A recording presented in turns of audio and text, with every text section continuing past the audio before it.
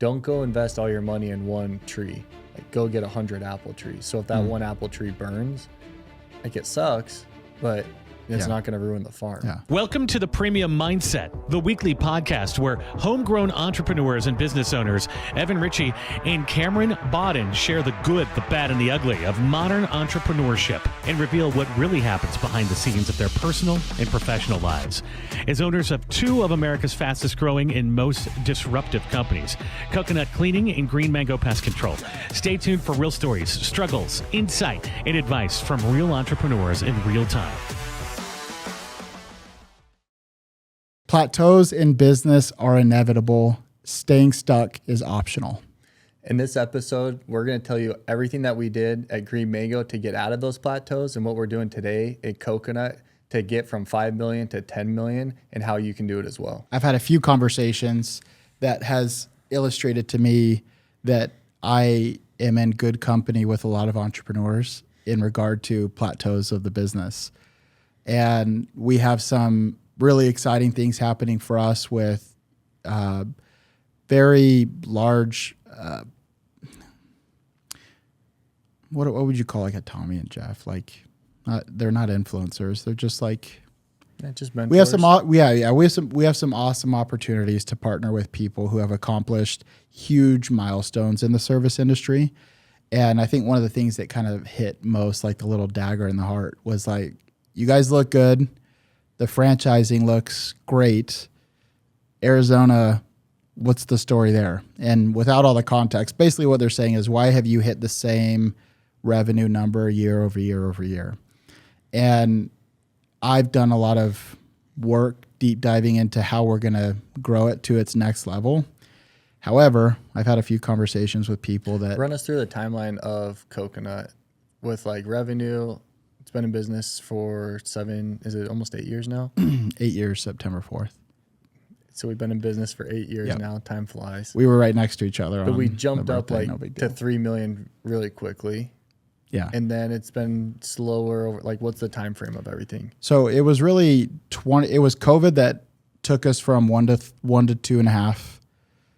Adding $1 million in revenue real quick. So, 100% growth. It was about 150% growth, COVID. 2021 was stabilizing what happened from 2020. And we captured a lot of people in our Coconut Club subscription plan. 2022 is where we just everything just snowballed into, up to $5 million. We completed the year at 5 million. And we've completed every year since at 5 million. Now, here's what I'll say is that late 2023, we took to heart the principle of revenue is for vanity, profit is for sanity. So I am happy to share that in regard to Arizona, we made a huge focus there and it helped us a ton. And I can't share the specifics because of our franchising agreements. However, I am proud of 2024 because it helped us a ton with our profit margins. So we've been kind of plateaued at 5 million for Correct. 2 plus 2.5 years. Yeah. Yeah. So this will be our third year completing it at 5. I think we're going to do 5.5. Mm-hmm. And so the reason I say I'm in good company is I feel like a lot of the entrepreneurs that I've talked to recently is that they've also hit plateaus at certain levels, whether it's 500,000, $1 million, even up to a guy that feels like he's stuck at 12 million, right? So plateaus happen. And I know that we wanted to take a deep dive in how we assess plateaus and how we make plans to get out of them, because truly we've been at 3 different plateau levels. And over the next few podcasts, over the next few months, I look forward to sharing the application of what we're going to teach and how we assess it. So, anything to say on that? No. Okay, first. So let's go into how we assess that we are in a plateau. And specifically, I'm not talking about motivation. I'm not talking about how you feel as a leader or even your people. I'm just literally talking about revenue, right? And so the first thing that we wrote down in regard to assessing where you're at is, where have your new customers come from? So you take a look at your new customer silos. We call them marketing sources. And you say, where have my new customers come from? It could be a variety of things, right? Google ads, Meta ads, local service ads, Google My Business, Yelp, referrals, organic, you name it, right? So you take a look at where your customers are currently coming from in the last month, 3 months, and the last 6 months, okay? You then take a look at your marketing spend. So let's talk about customer acquisition costs for a split second, Cam. Don't mean to put you on the spot. I know you said it off camera. You don't like being put on the spot with definitions, but what's customer acquisition costs, and like what's been your relationship with like using it to your advantage in assessing how businesses are, especially the ones that you coach? Yeah, so customer acquisition cost is basically what are you paying to get that person in the door? Yeah. And a lot of people, figure customer acquisition cost a few different ways. Yeah. I think if you're truthful, it's from start to finish. So if that's your CMO, your graphic designer, your SEO, like all the ad spend that takes there, and then what's the truck cost to roll out, what's the gas, what is just the chemical, like all your cogs that go into it to when you finally get that customer. So whatever that is. At Green Mango, I will say though, we didn't do it that way that I just explained. We would do ad spend, and we would do our marketing team, which is our full marketing and advertising budget, and that's it. We wouldn't put into the technician costs. And that might have been a mistake, but that's just how we did it. Yep.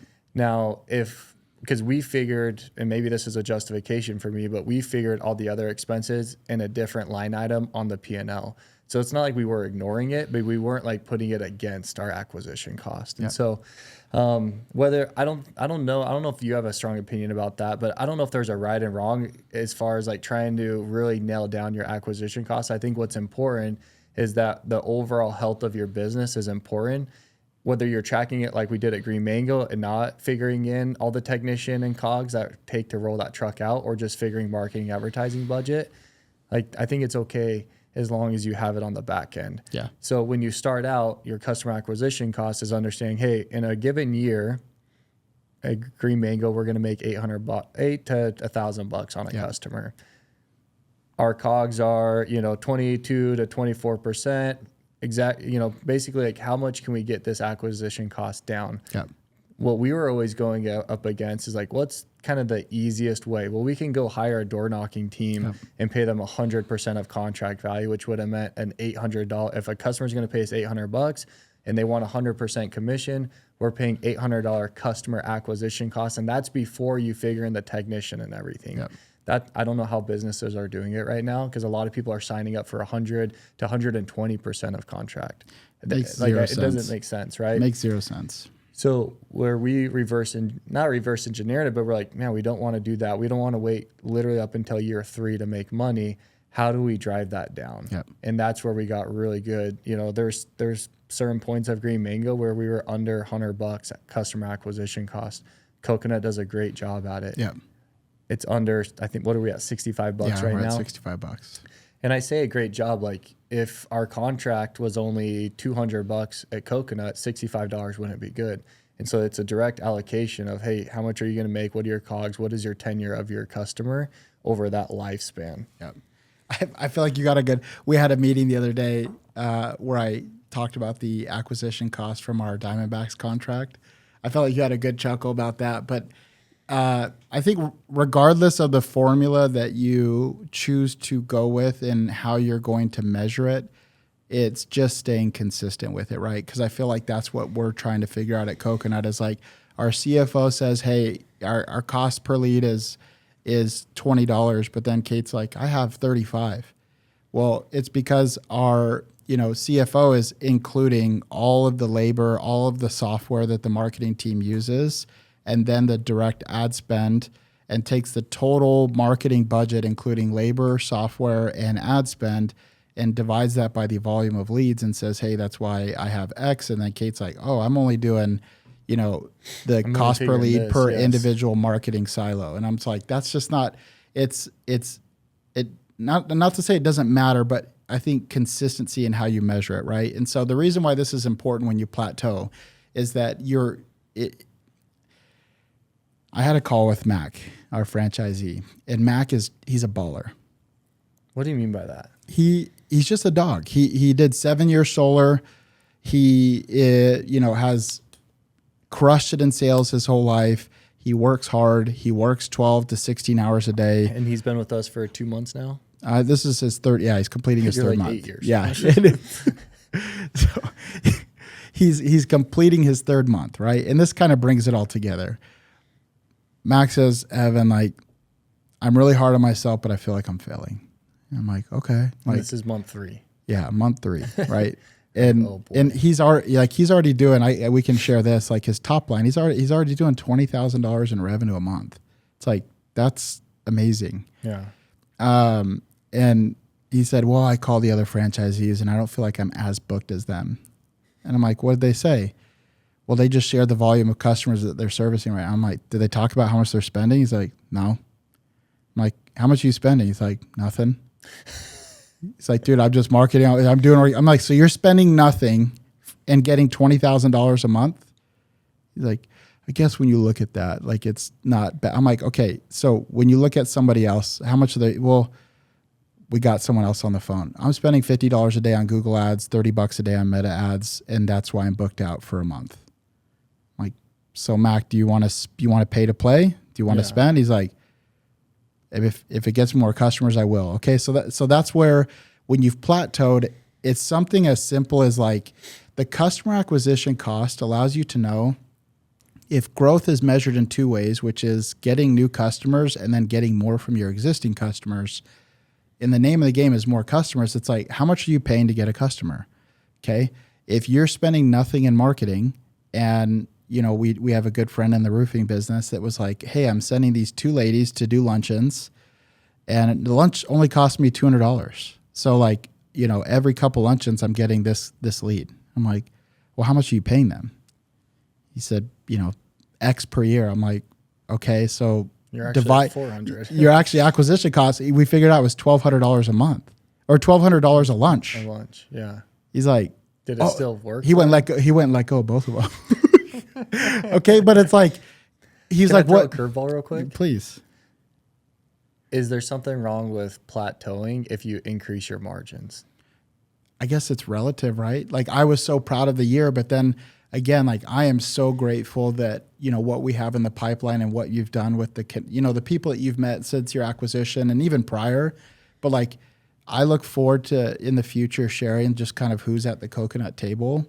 And like, I'm so grateful for it. So I take everything you say and they say extremely serious. And that was their first comment, was like, hey, like the franchisees are doing great. Like, they're crushing it. They're growing profits. What's with Arizona? And I'm like, I didn't go to sleep that night. I'm like, well, this guy doesn't like my business that I built. So I will say that it is relative, but like, yes, the more amount of revenue that you get, it doesn't matter if the profit isn't there. And so the principle I've always liked as it pertains to like profit and acquisition cost is, let's say it's the first of the month and you have a customer ATM and you can put in $200 into the customer ATM and it spits back out one customer that gives you $500. And then you subtract the COGS and you take out that 200 and you're left with 150. If you can pay that $200 bill that it costs you to acquire the customer before that bill is due, you have an ATM machine for business, right? Mm-hmm. And so what we found out at Coconut, for those out there, they're like, man, I have plateaued, and maybe I'm making $100,000 a year or $200,000 a year, but like, I have plateaued. Like, the first thing that I think I would say, and I think you would say, because I've seen you've done it, do it a million times on the 1% Club, is like, where are you at with like how you're spending money on customers? And I'm sure you see a variety, because this is all you do now, is like, people are probably like, I spend a bunch. I don't spend anything. I get a lot of referrals. And so it's like the idea of plateauing is fine if you're making what you want to do, but this is for the people that say, I'm stuck. I don't like to be plateaued. Right. And so it's like, let's start with like, okay, your money, a company exists because of sales. A profit and loss form doesn't exist. It only exists because of the top line thing, which is sales, right? So let's go to like what it takes to get that number, and that requires a customer. So for us, when we say measure your customer acquisition costs, a simple formula that there's probably 3 or 4 that we've mentioned. I think the one that was working right now for us is that total marketing spend, total labor in your marketing department, and the direct ad spend that they spend towards a silo of marketing. Divide that by the amount of people serviced, not people that get sold on the phone, right? And so what that spits back out to us is $65. And so then what we say is like, here's why it's 65. It's because if you look at a spectrum, and over here it says $1,000 acquisition cost, and over here it says $5 acquisition cost. What that means is that we have a spectrum. And what we're going to do is we're going to start taking a look at some silos of marketing where we're spending, like even Yelp, right? If we spend $500 on Yelp and get one customer, that is increasing our customer acquisition cost a tiny bit, but nonetheless, why would we go put more money in Yelp if that's what it spit back out? Yeah.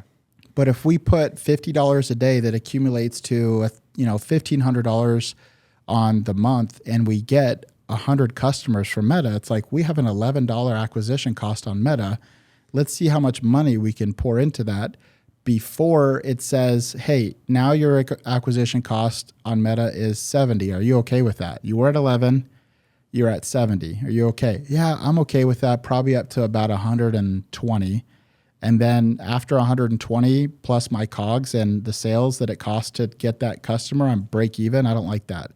So where this is all leading, because I think, I told you the other day, I said, hey, I looked at the reviews on our podcast, and like I was kind of scared.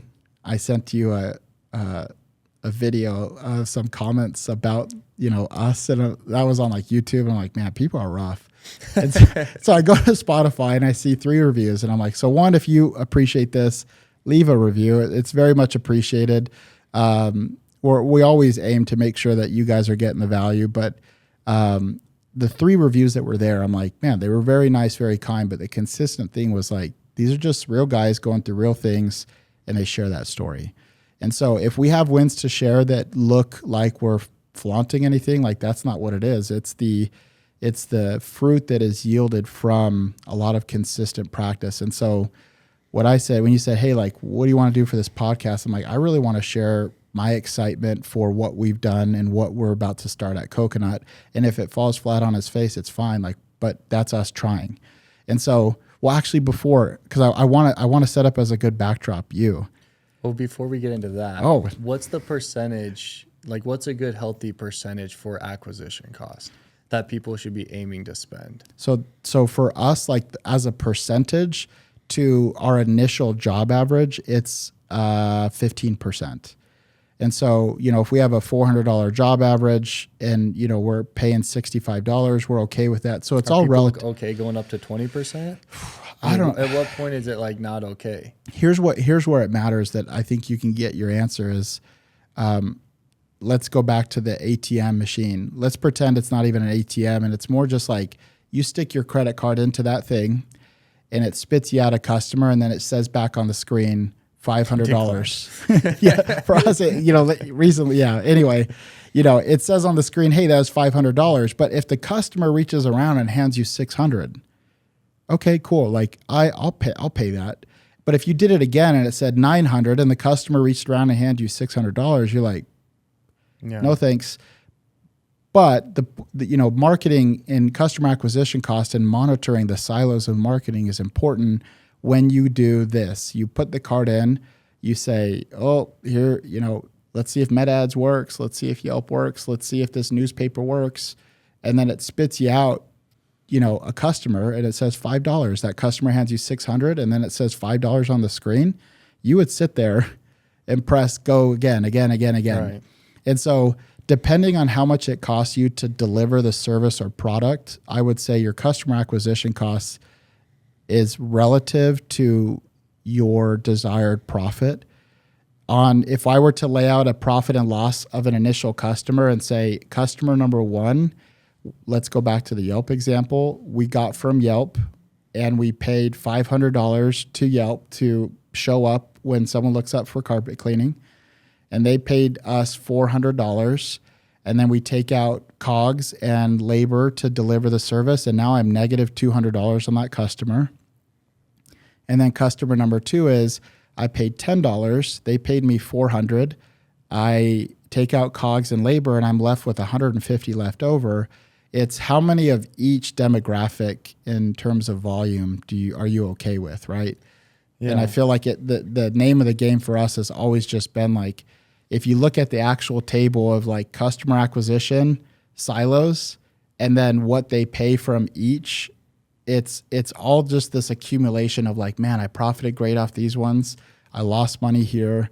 And you put those all together, and then you end up with your profit and loss form, which is like, I profited 150 here. I lost money here. But if you put that together, you're still negative $50 because of that one silo. Well, I think that's important. Is like you can't get attached to the one side. Like obviously, if one silo is out of whack, where your acquisition cost is so high, you got to decide, hey, how do we either make this better, or do we need to cancel it? Yeah. But you look at them as a collective whole. Yeah. And so that's where marketing and advertising kind of blend together. Yeah. And the advice that you gave Mac on the Val Pack is that, hey, this is more of like exposure play rather than a call to action. Yeah. And so with plateauing, I feel like there's times and seasons. When Dusty and I first started, I talked about this, we didn't make any money for 6 years. We were putting everything back into the business, and we were okay. Like, not that we were okay, we had to be, because the only way to get a customer in our minds at the time was through door to door. And we were paying around 65-70% of contract value, which at the time was like, it's probably great now because people are paying over 100, but that hurt at the time because we knew, hey man, that extra 35%, like it's just going to go too fast. So we already knew we were, years 2 and 3 before we'd make any money, but we were okay with that because we were building a customer base. Yep. And with that customer base, where we were actually smart and intelligent was that, hey, we're going to go and we're going to get customer referrals. Yep. And that's going to help drive down this huge acquisition cost up front. And so if you're plateaued, the thing that bothers me when I talk to business owners are the guys that are making $500 to $1 million a year, and they're complaining that they're plateaued and they're not willing to reinvest money back into the business to have a higher acquisition cost in some silos that they haven't done before to test it. Yep. And that's the problem with plateauing and then being frustrated, even though you're taking in all this money. I believe it's 2019 or 2020, Dusty and I were on a healthy salary every single year. And we would just keep that salary the same. And then at the end of the year, we would decide, okay, there's $600,000, there's $700,000 in the bank account. Do we want to draw that, or what do we want to do? And that's when we come up with our budgets for the next year. There was $750,000 in the bank account, and rather than Dusty and I saying, hey, let's each take around $350,000, we said let's double down on, it was radio, billboards, and there's one other silo that we're going to try it because we felt plateaued around $20 million in revenue. Yeah. 2 of those 4 things flopped, and it turned out to be a huge waste of money. But it's like, that sucked, but that was okay. That's the price we had to pay in order to try and get out of this null of plateauing around 18 to 20 million bucks. Right. And that's where people need to understand is that if you're making a couple $100,000 a year, if you're making $200,000 a year, and you're sitting there plateaued, but you haven't tried new silos. One of the things when we were in our Q4 meeting, which you did an amazing job on, I want to do a podcast on that, of like how to truly prepare for a quarterly meeting, right? But one of the things that bothered me about that meeting is all of our marketing ideas had no grassroots. Mm-hmm. And it's because we're stretched thin on our marketing budget to where we can't go, whether it's people or money, we're stretched thin to go do the events that I was telling you about yesterday. Like, hey, we got to go do, our fall festivals. Like, they're a loser up front, but we've seen that they're winners over time.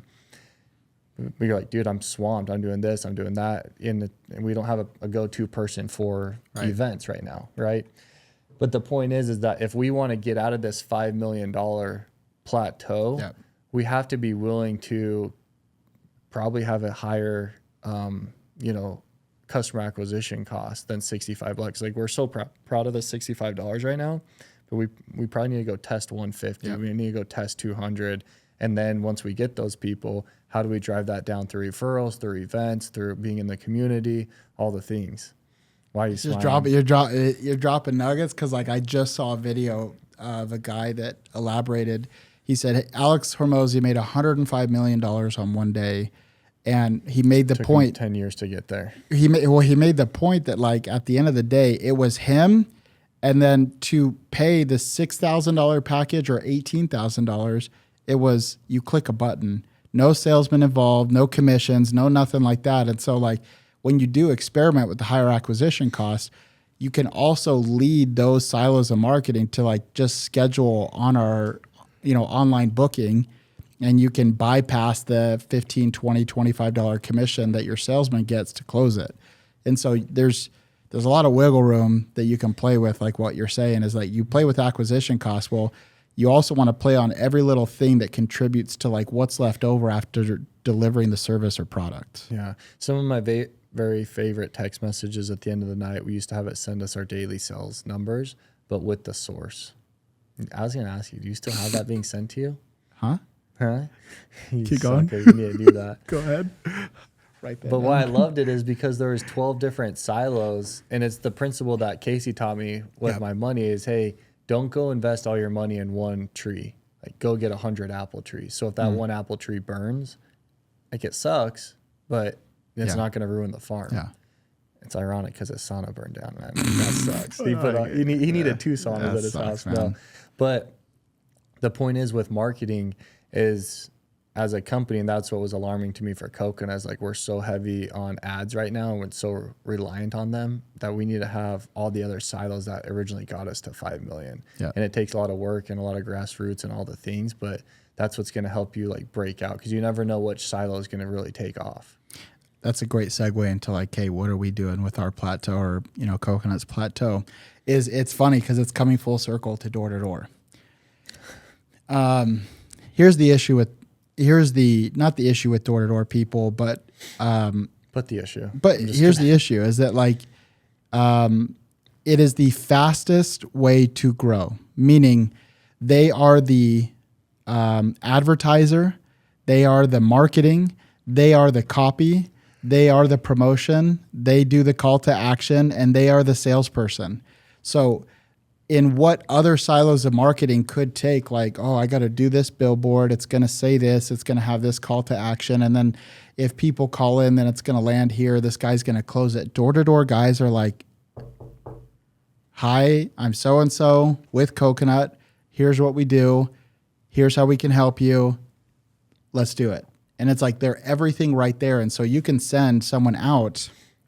And I was just talking, and we're going to talk about Dominic on one of our episodes, but I just made a point to him that there's nothing flattering to say as the founder, like, hey, I told my guys like, hey, they were selling, I'll just make up a number, cause I won't share his numbers, but he's like, my guys can sell 1,000 a week. I went out with my guy for 2 days and I sold $10,000. And I'm like, Dominic, that's great. But like, there's nothing good about that. Yeah. Like if you can't systemize what it is that you're doing, and he's like, well, that's why I'm sitting here and that's why we're talking about it. So I look forward to talking about like that aspect. But it's like at the end of the day, it's like Green Mango is built doing door to door. How I supplemented the gaps for vans 2, 3, 4, and 5 when their routes weren't full is I would go knock around them. I would go do commercial sales. And then my guy'd be like, hey, I'm about to wrap up my third job, my last job. I would go to his neighborhood and I would go get him 2 or 3 people to do a room for free or a rug for free. And then he would upsell that while he was there. But I'm like, we have this density that works to our advantage. All the door knockers are done for the summer. And so we've reached out to a few people who are pretty big in the industry. And here's where Coconut's going with it is because our vans are in every, neighborhood throughout the week. When I sold door to door for pest control, my favorite and easiest sell in my mind was the one where I could say like, my truck's right there taking care of your neighbor. Not like, oh, do you know the Smiths, the Johnsons? That's the same thing. But when it was actually like right there and they could see it. What's great about Coconut is that if you have a Coconut van in your neighborhood, you can hear it. Like, yeah, you got the large engine going. And so what we're hoping to do is to work with some of these larger people to get a few reps out here to see how quickly we can load routes and how quickly we can add customers for next day routes. And to negotiate with them in a way that doesn't break the bank, but also to see what the long-term results are from people knocking on your door saying, hey, my vans are going to be here tomorrow at this house. If we can get you on the route with them, we'll give you 50% off. We're going to play around with the numbers, but I look forward to seeing what some of these guys can do, because not everyone needs pest control all the time. You've already proven the model. You've done it. That's why I I don't know. know why you're so reluctant on it. It's just the pricing thing. It's The thing that the I amount. love about what we're doing now with it, and I'm so glad like you've headed this up. You have brought quick disclaimer. Cameron's brought up door to door for coconut the last 4 years. You're finally pushing it, and I love that. I finally came up with the idea myself. But we know our numbers we know our tenure of our customer. Yeah. And so when we go to these door knocking guys, we're saying, this is how much we can spend. This is why it's worth it for you. Yes. And this is why it'll work. Yeah. But what's cool as well is that exactly what I just said. We can have a higher acquisition. We're not going to be 65. Our acquisition cost right now is $65. It'll probably be around 250 for We're going them. to be $250, $300 for these guys. So originally, if someone's listening to this, like, dude, what are you doing? You're like, you just preached, like, get it as low as you can. No, it's okay, because we understand that when we get in the home, we have repeat customers, we have our coconut club, and that's where the value comes in. And we know that when someone uses us one time, our customer tenure is as 24 months right now. We're right at 24 months. Yeah. So we know, and how much do they spend within the first year usually if they don't sign up for the coconut club? So in the first year, our customers are spending around $750. So that contract value for us, if it's 2 years, is around $1,400. Yes. If they sign up for the club, it's around $1,300. Yeah. So if we can go spend $300, and then if we can improve, and this is what we need to do, like improve that from 24 to 36, 48 months, and get referrals off them. Now we're just driving down that acquisition cost even further. And that's where, like, what's so cool about this is, like, you think about COVID. Why did we have the biggest jump through COVID? Everyone became like hygiene, health focused, and yeah. Yeah. And so the word got out there. People were more aware of it. Like, people love coconut. Yeah. It's our ability to get their attention. Yeah. And so with door knocking, if we can go pick up another $5 million through these door knockers, let's say 2.5 million of that sticks, like, we just leveled up to that next plateau. Yep. And that's what is so cool about being okay with doing what is that, 4 or 5 times customer acquisition cost than what we have right now. And I'm sure we're going to get a little nervous, like, it's going to be tight, and like, it's going to be all the uncomfortable positions, but that's the price we're willing to pay to get to that next level. Yeah. So when we first started, we didn't have much money to go towards advertising. Right. And you do what you know best, right? It's like, hey, Evan, go knock some doors and drum up some business. I think it could work. And you went out and you had success. Like, you were closing 3 to 5 customers every single night, which is the same numbers for pest control. And the customers were loving it. It was sticky. What were you saying at the door that differentiated us? And by the way, there's not very many like door knockers for carpet cleaning, which is why it's so awesome. But what were you saying to that spouse, that husband, that wife at the door to be like, let us in, this is who we are? So pest control sales for me, it wasn't hard. It was just more of like the mental game of like, oh, it was hard for me to be bought in on like being so hyped on bugs, right? But here's what's great about coconut is that when you knock on someone's door, actually, let me just hype coconut up real quick, because this is our bread and butter. We're the first to the space in pioneering subscriptions in carpet and tile cleaning. Other people have tried. Other people say, hey, buy 3 cleanings in advance and I'll give you a little discount. I know of and I know that the major guys don't do it because they've called us asking, can you help us do it? Right? Why is that a benefit though? Like, so the reason it's, I jump right to pest control, where it's like when you guys wanted to start coconut, it was like, this works great for pest control. The job tickets are higher in carpet cleaning. We just want the reoccurring revenue and the buy-in from the customer. And then if they refer anything like they have from Green Mango, you're going to have a company building itself just by one, great, value delivered, but also customers bought in on the same type of premium methods that pest control now in carpet cleaning. They're going to refer. The bread and butter of coconut is the subscription model. It's our coconut club.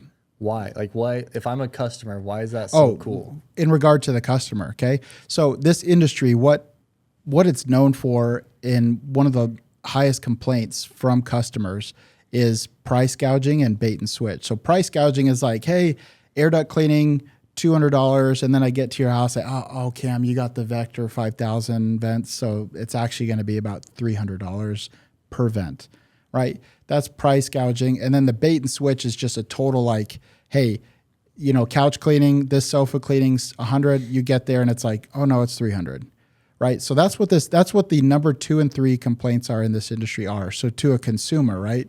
No one wants to have someone in their home that makes them feel uncomfortable. Everyone wants their house clean. Can we agree on that? Yeah. Okay. So we do both. One, we drug screen, background check, and train every single technician that comes into the home. They have our clean vans, they have our clean brand, they have our clean uniforms. And then on top of that, they are paid through the retention of our customers and the happiness of our customers. Where a lot of other, you know, sales commission companies pay on just get us the customer.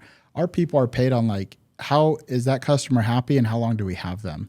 And then secondly, in regard to like home cleanliness, there isn't another way, even deeper than maid cleaning, window cleaning, to get your house clean on the molecular level than deep hot water extraction for your carpet, area rugs, wood, natural stone, tile and grout, you name it. There's not a better and faster way to feel clean in your own home than through using coconut cleaning. And so you know what I love? That's so funny. What? Like, I love it because of the convenience. Yeah. That's for me. I didn't say that. No, my barber, like getting my haircut is like the biggest pain in the butt for me, because I don't schedule it. I don't think of it. Just, I'll look up and like, man, I need a haircut. And then it's another week after that. And so finally I got smart a few months ago and I got my barber. Hey, I need you to come over every 3 weeks on Monday.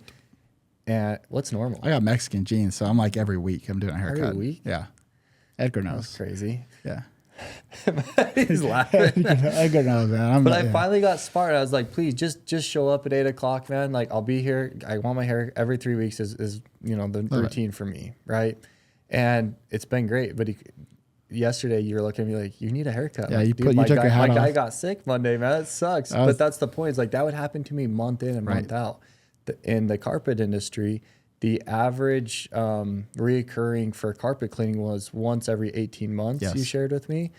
I think that's just because people just go without. It's just an inconvenience to call in and get it booked and do all the things.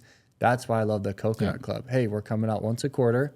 We'll call you. We'll schedule it. We're now rolling out like online booking to where you don't even have to really talk to anyone. And it's like, it's convenient. And that's what I love about Coconut and what we've done.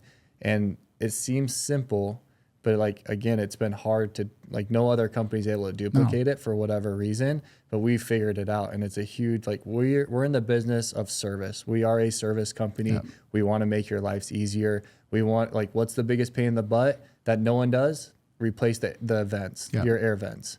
We come out and we do that for you. Like, that's just little things that make a huge difference to people. And that's been probably the biggest pain point internally with employees, because they don't want to do it. And it's not like, oh, I'm not going to do it. It's just like the ladder, the filters, the filter sizes, all that. Yeah, if I didn't say that, I was teeing you up to, like, you know, to share about convenience. But in a nutshell, it's like everyone wants that cleaner feeling. Coconut's going to deliver that on a more regular basis, provide all the convenience. But on top of it as well, you get locked in pricing and you get 50% off every single time. And my favorite new aspect to the Coconut Club that I just get hyped about, so when I go out on the van and I sell 100%, the guys don't understand, is because I am a consumer of the thing, is that in between your quarterly cleanings, I like to call them seasonal cleanings. Okay. It's our spot and spill protection. So there's nothing worse, Cameron, I'm sure you could agree, that right when you buy a new pair of sneakers, you scuff them. Mm. And I know you, and I know your routines, okay? He's going home from wherever he is, and he's going to clean that shoe, okay? So at Coconut, a good system now, though. Do you? Yeah. I have to hear more about it, because you even had us make a shoe cleaning brush, Coconut branded. I still have about 2,000 of them at the office. You should give them out, man. We should, okay? But like, at the end of the day too, in regard to the club, and I want to give a plug real quick to the door knockers, because we're using 2 major connections, so I think we're going to be totally fine. But on top of it, in regard to the club, is that when people get their carpet, tile, or upholstery cleaned, we always get a call, not always, 50%. And they'll call us a week or 2 or 3 later, and they're like, hey, my kid, I said don't eat on the couch. They did. Is there anything I can do to just get this little stain out? And historically, we've been like, yeah, if you just blot it out, like don't use any type of chemicals, use cotton. Now we're saying, does the afternoon work? We're going to be there. And so when you're a Coconut Club member and we're offering that spot and spill protection, that's me. Like I got 3 dogs, I got 4 kids. And you're pretty dirty. Go ahead. No, not even close to that. But it's this idea of like, hey, no one likes investing, paying into something, and all of a sudden it just gets scuffed. And so that's the Coconut Club. And so my plug to the door knockers, right? If you have knocked doors and you haven't felt the best, and I'm not even saying like ethically selling pest control, or maybe you feel like the practices aren't the healthiest in solar, alarms, pest alarms. And again, this isn't, I'm not putting down the industry we're asking help from. I'm just saying that like to the reps out there, if you can logically walk through the idea of knocking on a door and saying, hi, my name's Evan, I'm with Coconut Cleaning. Tomorrow my vans are going to be out here tomorrow. And can we clean a room of yours for free while we're here? That I won't say I'll go 100%, but when that door opens, I'm pretty dang close to almost 100% of people like, what's the catch? Literally no catch. Choose a room of carpet or tile and grout. I'll clean it for free. That way, when you're ready for the other things, you know who to call. People are like, sure, let's do it. So I'll get in the door, right? Where I think there's going to be a big play for door knockers and a lot of money is just selling the club right out the gate. Yeah. And then including a little free touch point. Just say, hey, we can actually start your cleaning tomorrow because we're going to be out here. I'll throw in a little sofa for free as well. Here's what's great about our industry is that the value that we bring to our customers, the only addition that goes up with more value provided is just time. And I feel like we have a pretty good formula for our technicians delivering amazing cleaning. And if they have to throw in an extra rug for free, they're allowed to do it. And so I'm excited for what's coming next. We're going to pilot here in Phoenix. Cameron's heading up the conversation with some pretty big people, and one that, he knows and that I know as well. And I look forward to just piloting. And at the end of the day, guys, it comes back to like me telling you, Coconut's plateaued in Phoenix.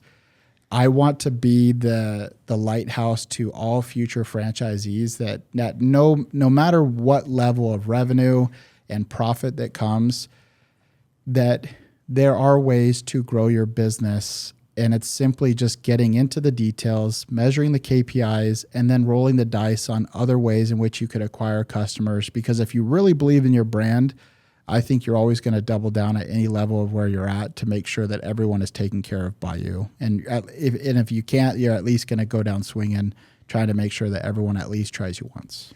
There's going to be 2 people that listen to this podcast. The first person's going to say, oh yeah, that's easy for you guys to do because you have the Coco Club, because you have the spot and spill, because you have all these things.